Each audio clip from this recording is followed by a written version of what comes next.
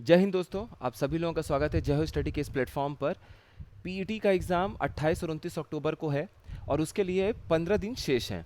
अब इन 15 दिन में आपको अब सिर्फ मेहनत नहीं करनी है, थोड़ी सी स्मार्ट स्ट्रेटेजी और स्मार्ट मेहनत करनी है, स्मार्ट वर्क करना है। तो स्मार्ट वर्क से मेरे कहने का मतलब ये है कि अब आपको स्ट्रेटेजी इस तरीके से बनानी है कि अभी तक आपको ये समझ में आ जाना चाहिए कि कौन कौन से ऐसे टॉपिक हैं या कौन कौन से ऐसे सब्जेक्ट हैं जिस पे मेरी अच्छी पकड़ है, उसे मुझे कम ध्यान देना है उन टॉपिक्स पर, और कौन कौन से ऐसे टॉपिक्स हैं जिस पे अब मुझे ज़्यादा ध्यान देना है ताकि पीटी के एग्ज़ाम में आप अच्छा स्कोर कर सकें।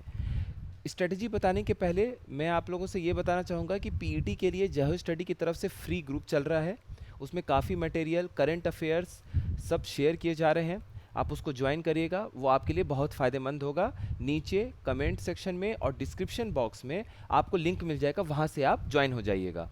अब देखिए, स्ट्रेटजी जो है वो इस तरीके से आपको बनानी है पीईटी के लिए कि आप एक तरीका नहीं अपना सकते हैं। जैसे अब आप ये पहले देखिए कि आपका साइंस, रीजनिंग, मैथ और हिंदी और इंग्लिश या मतलब हिस्ट्री, पॉलिटी, कुछ ज्योग्राफी के क्वेश्चन, कौन कौन से ऐसे पोर्शन है जहाँ पर आपको ये कॉन्फिडेंस है कि यहाँ पर अगर 5 क्वेश्चन आते हैं ज्योग्राफी से, 5 क्वेश्चन आते हैं साइंस से, तो वहाँ मैं 3-4 क्वेश्चन तो कर ले जाऊँगा।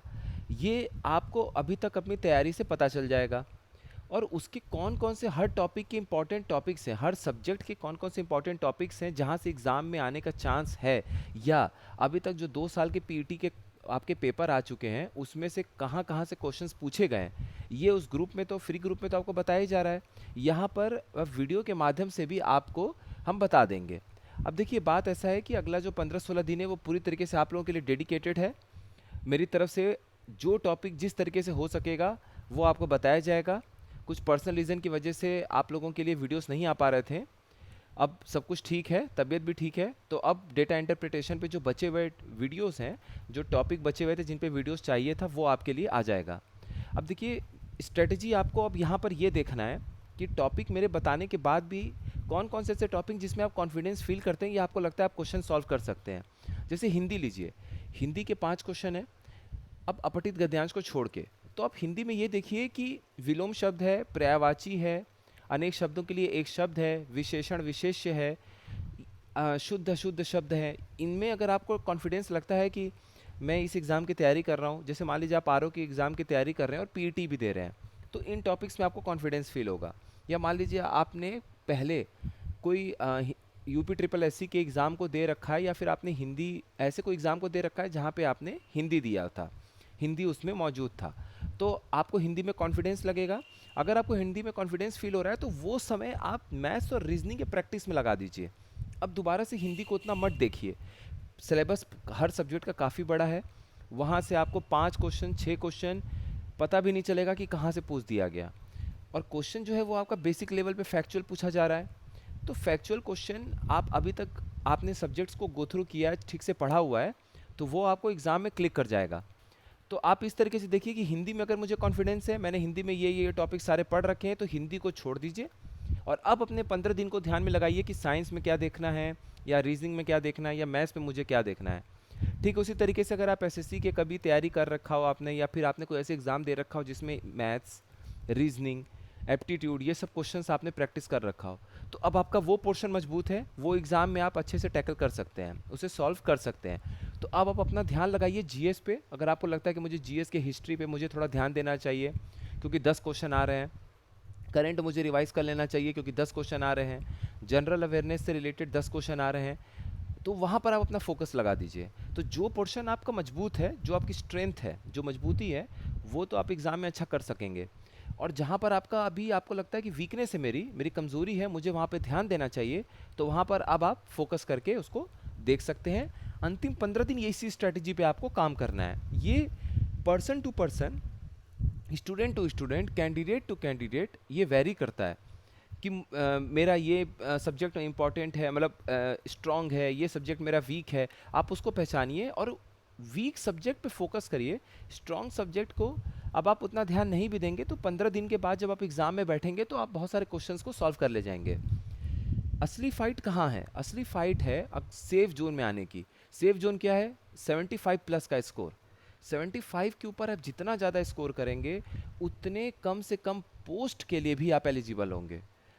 सारी फाइट 74, 75, 78, 79, 80 में आने की है, वरना 68, 69, 70 मार्क्स लाने के बाद जब जूनियर असिस्टेंट जैसे पोस्ट आपके सामने निकलते हैं, जहाँ 3000, 4000, 5000 पोस्ट निकल रहे हैं, वहाँ पे तो आप सेफ फील करते हैं। लेकिन ज़रूरी नहीं है कि हर बार आपको इतने सारे पोस्ट देखने को मिले। और 5 साल से लोअर पीसेस के लिए सभी लोगों ने बहुत ज़्यादा वेट किया है, उसका इंतज़ार किया है। तो पूरा पूरा चांस है कि जैसे ही जनवरी में आपका ये एग्ज़ाम का रिज़ल्ट आ जाएगा। अभी मान लीजिए पीटी जो 2021-22 वाला है, इसकी वैलिडिटी आपकी इसके रिजल्ट तक रहती है, तो 23-24 जनवरी तक मान लीजिए हर हालत में आपके पास 10 जनवरी, 15 जनवरी, 20 जनवरी जाते जाते रिजल्ट आ जाएगा 2023 पीटी का। तो जब जनवरी के एंड तक आपके पास रिजल्ट होगा तो फरवरी और मार्च ये 2 महीने ऐसे बचेंगे इलेक्शन के पहले कि आपके पास फॉर्म देखने को मिलेगा। और इस बार चांस है कि जेई की वैकेंसी हो गई, जूनियर असिस्टेंट की न्यू वैकेंसी हो गई, लोअर की वैकेंसी हो गई, ये सारी वैकेंसीज और 2-3 और वैकेंसीज हैं, वो चांस है कि आपको मार्च तक में ही देखने को मिल जाएगा। और अगर 5-6 वैकेंसीज नहीं भी आती हैं तो भी जेई की भर्ती हो सकती है, या फिर आपकी लोअर की वैकेंसी चांस है कि वो टॉप 2 वैकेंसी होगी, या हो सकती है पहली वैकेंसी 2023 की लोअर की ही हो। और लोअर में इस बार जो है वो आप मान के चलिए कि 500-600-700 पोस्ट तक आने की संभावना है। हो सकता है आपको 1000-1200 भी देखने को मिल जाए, वो डिपेंड करेगा कि दिसंबर तक कितने पोस्ट वो जनवरी तक भेज दिए जाएंगे यूपी ट्रिपल एससी को। तो पोस्ट तो आनी है, आप आरओ में भी देख चुके हैं कि पोस्ट बढ़ी है, पीसीएस में भी पोस्ट आनी है, तो उसी तरीके से लोअर पीसीएस और यूपी ट्रिपल एससी की वैकेंसीज में भी पोस्ट आनी है। 300-400 वैकेंसीज तो अभी आज की डेट में रखी हुई हैं, शायद 500 के करीब रखी हुई है। तो इस फाइट आपको करना है दिमाग में टारगेट रख के कि 75 प्लस मुझे स्कोर करना है। अब 75 प्लस बोलना आसान है, एग्ज़ाम हॉल में 25 प्लस क्लियर करने के लिए पहले आपको लेवल 1 जो स्टेज 1 है वो है आपकी रणनीति, आपकी तैयारी। और दूसरा, पेपर जो सॉल्व करने के पहले 2-3 दिन पहले मैं आपको फिर से डिस्कस करूंगा कि किस तरीके से आपको पेपर वहाँ पे टैकल करना चाहिए। ये भी कैंडिडेट टू कैंडिडेट अंतर आएगा, लेकिन फिर भी मेरी तरफ से जो कोशिश होगी बताने की कि आपको इतना सही तरीके से बता दिया जाए कि जो नहीं करना है कम से कम वो पता चल जाए, जो करना है उसके लिए आप डिसाइड करिएगा, जो नहीं करना है वो मैं आपको बता दूंगा। ताकि अभी तक जो मेरा अपना अनुभव है, मेरा जो स्कोर ठीक ठाक बना, जो मेरे फ्रेंड लोगों के अच्छे स्कोर बने, उनके क्या अनुभव रहे हैं वो आपको शेयर कर दिया जाएगा, ताकि आप भी इस बार अच्छा पीटी का एग्ज़ाम दे सकें। पीटी के एग्ज़ाम को देने के बाद आपके पास 3 महीने बचे हुए हैं, आप आरओ में फोकस करिए, आप पीसीएस के लिए लग जाइए, कोई प्रॉब्लम नहीं है। लेकिन ये 15-16 दिन आपको अच्छे से यूज़ करना है, और ये जो पढ़ाई आप करेंगे वो आपके आगे के एग्ज़ाम के लिए भी फ़ायदा होगा। चाहे आप करंट अफेयर पढ़ेंगे, चाहे आप जनरल अवेयरनेस पढ़ेंगे, चाहे आप हिस्ट्री पढ़ेंगे, चाहे पॉलिटी पढ़ेंगे, चाहे ज्योग्राफी पढ़ेंगे, चाहे हिंदी पढ़ेंगे, वो सारा आपका आरओ में भी फ़ायदा करेगा। तो स्ट्रेटजी इसी तरीके से है। लूसेंट की बुक अपने साथ रेडी रखिए, लूसेंट एक अच्छी बुक है। अगर आपने किसी और बुक से भी तैयारी कर रखी है या आपने शॉर्ट नोट्स बना रखे हैं खुद के, तो भी बहुत अच्छा बात है। और आपको अब पूरे सिलेबस के पीछे नहीं भागना है, हेडेक नहीं लेना है, टेंशन नहीं लेना है। अंतिम के 15-16 दिन में चाहे कोई भी एग्ज़ाम हो, अगर उस एग्ज़ाम के लिए आप सीरियसली लगे हुए हैं तो उसमें अच्छा परफॉर्मेंस करने के लिए हमेशा टेंशन होता है। उस टेंशन में फिर एग्ज़ाम वाले दिन या एग्ज़ाम के पहले आपकी तैयारी पे असर पड़ता है, तो उससे आपको बचना है। क्योंकि ये कैंडिडेट की लाइफ में अभी मेरा इतने दिन का जो सफ़र रहा है, वो आप लोग की क्या मानसिक स्थिति है वो अच्छे से हम समझ सकते हैं। तो इसीलिए मेरा आपसे आग्रह है, अनुरोध है, रिक्वेस्ट है कि टेंशन नहीं लेना है और सारे सब्जेक्ट के पीछे नहीं भागना है। तो जैसे ही आप सारे सब्जेक्ट के पीछे, सारे टॉपिक के पीछे नहीं भागेंगे, आपके सामने टॉपिक का सिलेबस थोड़ा कम हो जाएगा। जैसे ही कम होगा फिर आपको फोकस करना है कि किस पे मुझे फोकस करना है।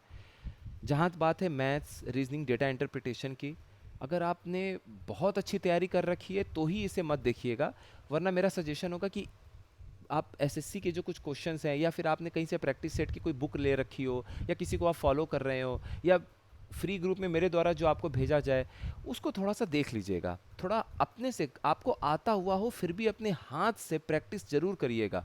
जब तक कोई भी चीज़ आपके नज़र से, आपके हाथ के नीचे से नहीं गुजरेगी, वो आपके दिमाग में बिल्कुल कॉन्फिडेंस के साथ नहीं बैठता है, और ना ही आपके मन में कॉन्फिडेंस आता है कि चलो एग्ज़ाम हॉल में मुझे मिलेगा तो मैं सॉल्व कर लूँगा।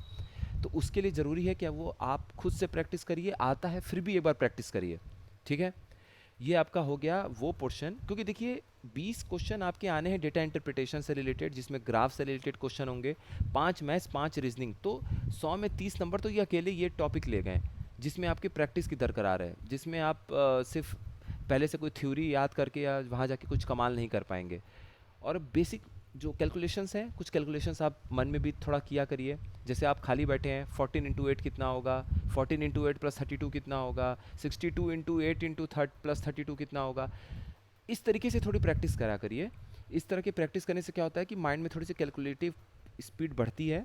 हर बार के लिए आपको पेन उठाने की ज़रूरत नहीं है, क्योंकि एग्जामिनेशन हॉल में वो स्थिति हो जाती है कि 15 इंटू 8 120 नहीं कैलकुलेट होता है, कन्फ्यूजन होने लगता है, माइन्यूट हम गलती करके चले आते हैं। और उसकी गलती ये हो जाती है कि जहाँ मेरे 2 से 3 क्वेश्चन ज़्यादा सही होने चाहिए, वहाँ पे आपके 80, जहाँ मान लीजिए आपके 79 होनी चाहिए, वहाँ आप 75 76 करके चले आते हैं। और यहाँ तो फाइट एक एक नंबर की है, एक एक नंबर पे हज़ार हज़ार बच्चे हो जाते हैं।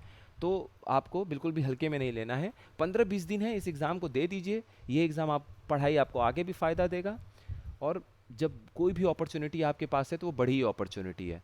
ठीक है, इस पे ये ध्यान दीजिएगा। स्ट्रैटेजी के लिए मेरा यही था कि वीक पॉइंट को अब आप पहचानिए। हर सब्जेक्ट का जो इंपॉर्टेंट टॉपिक हो सकता है वो बोर्ड पे आपको मैं बता दूंगा, मेरी तरफ से आपको बता दिया जाएगा। फ्री ग्रुप जो है उसको आप ज्वाइन कर लीजिएगा, वहाँ पे आपके लिए बहुत कुछ है, बहुत कुछ है, उसको अच्छे से देखिए। फ्री में इतना कुछ आपको कंटेंट मिल रहा है, लाजवाब कंटेंट है।